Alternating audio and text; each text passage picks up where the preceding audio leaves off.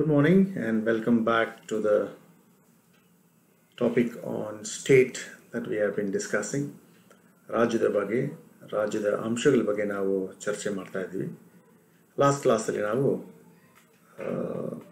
ಪ್ರದೇಶ ನಿರ್ದಿಷ್ಟ ಪ್ರದೇಶ ಬಗ್ಗೆ ಟೆರಿಟರಿ ಬಗ್ಗೆ ನೋಡಿದ್ವಿ.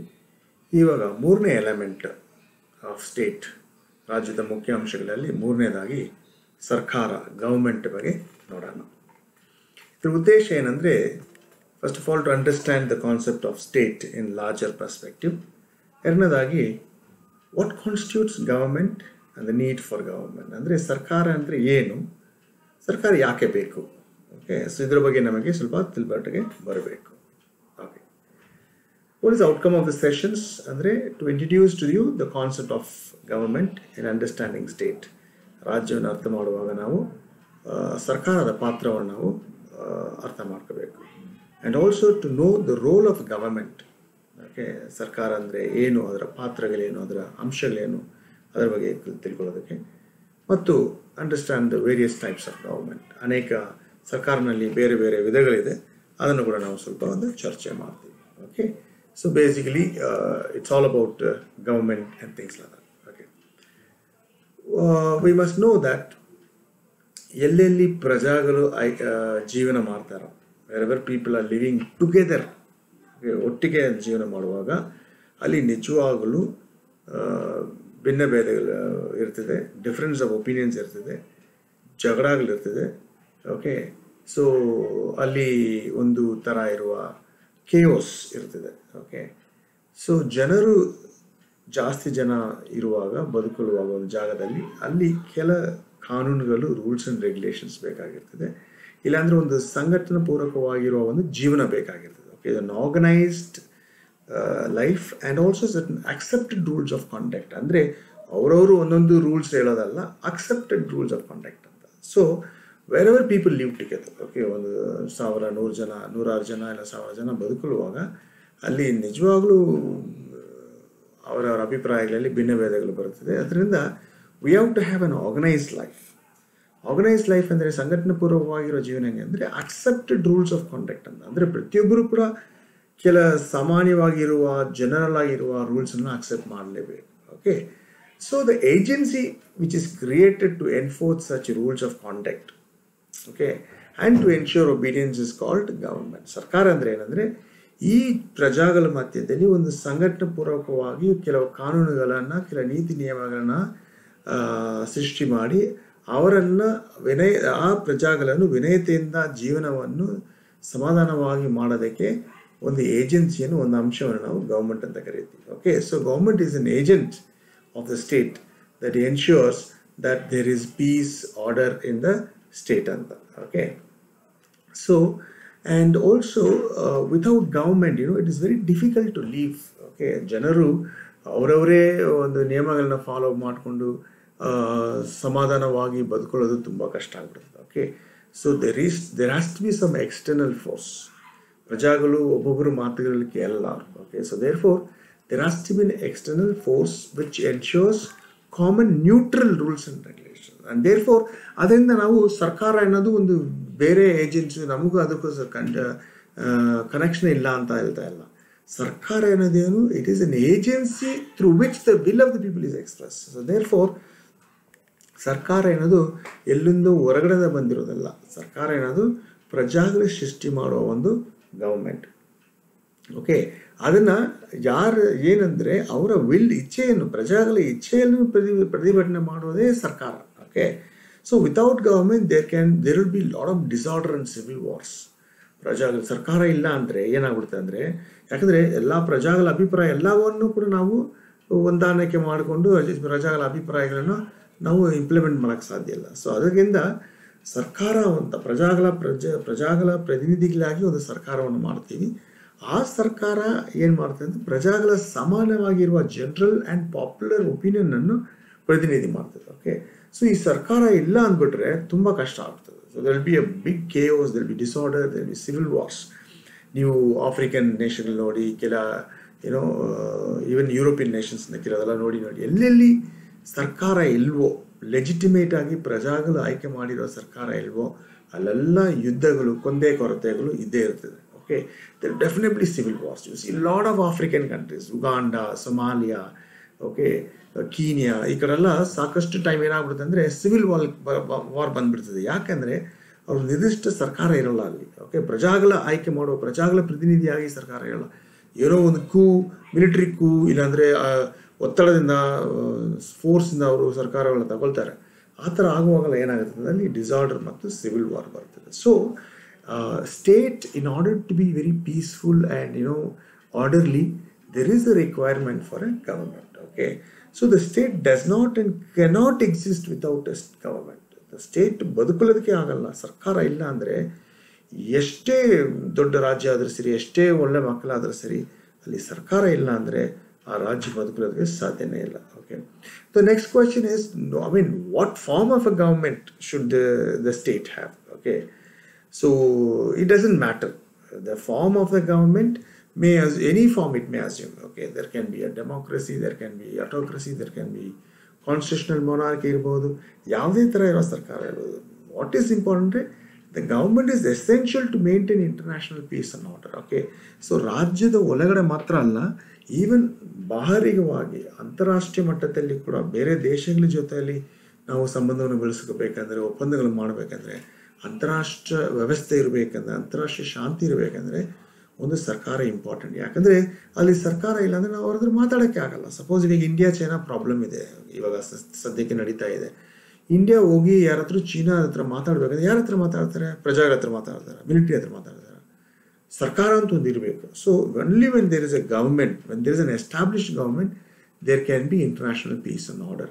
ಆ್ಯಂಡ್ ಎಲ್ಲೆಲ್ಲೇ ನಾವು ಸರ್ಕಾರ ಇಲ್ಲದೇ ಇರುವ ರಾಜ್ಯಗಳು ನೋಡ್ತಾ ಇದ್ದೀವೋ, ಇಲ್ಲ ಗೊಂದಲಗಳಲ್ಲಿರುವ ಸರ್ಕಾರಗಳನ್ನ ನೋಡ್ತಾ ಇದ್ದೀವೋ, ಅಲ್ಲೆಲ್ಲ ಅಂತಾರಾಷ್ಟ್ರೀಯ ಪೀಸ್ ಆರ್ಡರ್ ಅನ್ನೋದು ತುಂಬ ಕಷ್ಟ ಆಗಿರ್ತದೆ. Okay, so as I said, there is no particular type of government that can be recommended as a very essential or the best form of a government. Okay, it depends from country to country. ನಾವು ಯಾವ ರಾಜ್ಯ, for example ಸಾವಿರಾರು ವರ್ಷಗಳಾಗಿ ಇಂಗ್ಲೆಂಡಲ್ಲಿ monarchy, okay, ನಿರಂಕುಶ ಪ್ರಭುತ್ವ, ಏನಂದ್ರೆ monarchy ಅಂತ ಇದೆ. Okay, queen is the head.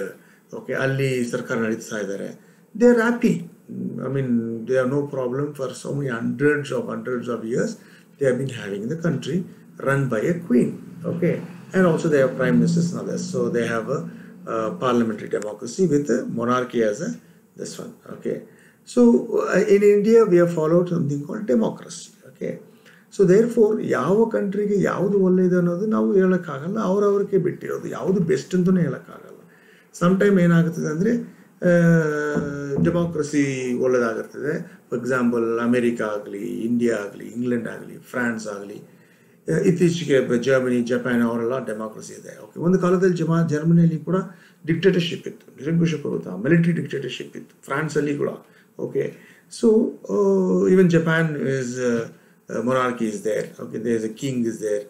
So they are happy. So ಯಾವ ದೇಶಕ್ಕೆ ಯಾವ ಸರ್ಕಾರ ಸೂಟಬಲ್ ಆಗುತ್ತದೆ ಅನ್ನೋದು ಅವರವರ ಜನರು ಅವರನ್ನು ನಿರ್ದೇಶನ ಮಾಡ್ತಾರೆ. Okay, so according to that they will be able to have a form of a government. Okay, if you look at communist Russia, monarchy in Sweden also, Denmark, etc., and dictatorship in African countries and Arabian countries. Now you have dictatorship of either the clan or for example at Iran, Iraq you had military dictatorship. Okay, Cuba we had military dictatorship.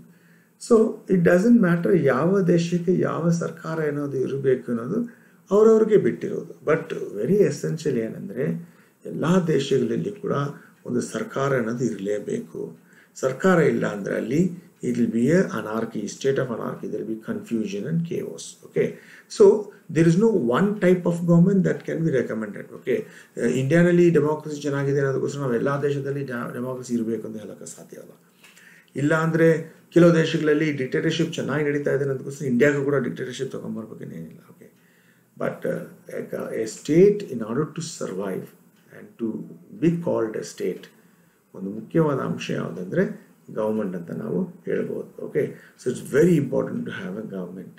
Okay, okay, so what are we trying to say ಇದರಲ್ಲಿ ಈ ಒಂದು ಕ್ಲಾಸಲ್ಲಿ ನಾವು ಈ ಒಂದು ಸೆಷನಲ್ಲಿ ನಾವು ಏನನ್ನು ನಾವು ಹೇಳೋದಕ್ಕೆ ಇಷ್ಟಪಡ್ತಾ ಇದ್ದೀವಿ ಅಂದರೆ, ಒಂದು ಸ್ಟೇಟ್ ಅಂತ ಕರೆಯುವಾಗ ಅನೇಕ ಅಂಶಗಳಿದೆ. ಅದರಲ್ಲಿ ಒಂದು ಇಂಪಾರ್ಟೆಂಟ್ ಅಂಶ ಹಲವಾರು ಅಂಶಗಳ ಜೊತೆಯಲ್ಲಿ ಒಂದು ಇಂಪಾರ್ಟೆಂಟ್ ಅಂಶ ಅನ್ನೋದು government. Because government is a agency that ensures and enforces rules and obedience.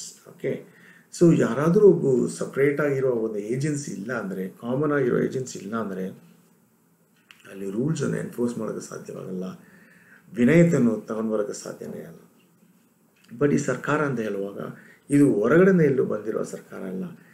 ಸರ್ಕಾರ ಅನ್ನೋದು is just nothing but the will of the people is express through government. ಸರ್ಕಾರ ಪ್ರಜಾಗಳ ಒಂದು ಏನು ಇಚ್ಛೆ ಇದೆಯೋ, ಸಾಮಾನ್ಯ ಇಚ್ಛೆ ಇದೆಯೋ ಅದರಿಂದ ಸೃಷ್ಟಿ ಮಾಡುವ ಒಂದು ಏಜೆನ್ಸಿನೇ government. Okay, and why this government is essential? Because to maintain both ಅಂತಾರಾಷ್ಟ್ರೀಯ ಮತ್ತು ಆಂತರಿಕ ಶಾಂತಿ ಮತ್ತು ಭದ್ರತೆಯನ್ನು ಮತ್ತು ವ್ಯವಸ್ಥೆಯನ್ನು ನಡೆಸಲಿಕ್ಕೆ ಬೇಕೇ ಬೇಕಾಗುತ್ತದೆ. Okay, it's essential for maintaining international peace and order. So ಕೊನೆಯಲ್ಲಿ what I would like to tell in this session ಅಂದರೆ, population without government cannot constitute proper state. ಕೇವಲ ಜನಸಂಖ್ಯೆ ಮತ್ತು ಕೆಲ ಭೂಪ್ರದೇಶ ಇಟ್ಕೊಂಡು ನಾವು ಸ್ಟೇಟ್ ಅಂತ ಹೇಳೋಕ್ಕೆ ಸಾಧ್ಯನೇ ಇಲ್ಲ. ಯಾಕಂದರೆ ಒಂದು ಸ್ಟೇಟ್ ಅಂತ ಹೇಳಬೇಕಂದ್ರೆ ಅದಕ್ಕೆ ಜನಸಂಖ್ಯೆ ಇರಬೇಕು, ಭೂಪ್ರದೇಶ ಇರಬೇಕು, and government is also very essential. And a state without government will lead to anarchy and confusion. ಅಂದರೆ ಒಂದು ರಾಜ್ಯ ಸರ್ಕಾರ ಇಲ್ಲದೇ ಅದು ಯಾವ ಥರ ರಾಜ್ಯ ಅನ್ನೋದು ಎಲ್ಲರಿಗೂ ಗೊತ್ತಿರ್ತದೆ. ಅಲ್ಲಿ ಗೊಂದಲಗಳಿರ್ತದೆ, ಅಲ್ಲಿ ರೂಲ್ಸ್ ಆ್ಯಂಡ್ ರೆಗ್ಯುಲೇಷನ್ಸ್ ಇರಲ್ಲ, ಒಬ್ಬೊಬ್ಬರು ಅವ್ರವ್ರಿಗೆ ಬೇಕಾಗಿರೋ ಕಾನೂನುಗಳು ಮಾಡ್ಕೊಳ್ತಾರೆ, ಅಲ್ಲಿ ವಿಭಜನೆ ಬಂದ್ಬಿಡ್ತದೆ. ಸೊ ಒಂದು ಒಗ್ಗಟ್ಟಾಗಿರುವ ಒಂದು ರಾಜ್ಯವಾಗಿರೋದಕ್ಕೆ ಸಾಧ್ಯನೇ ಆಗಲ್ಲ.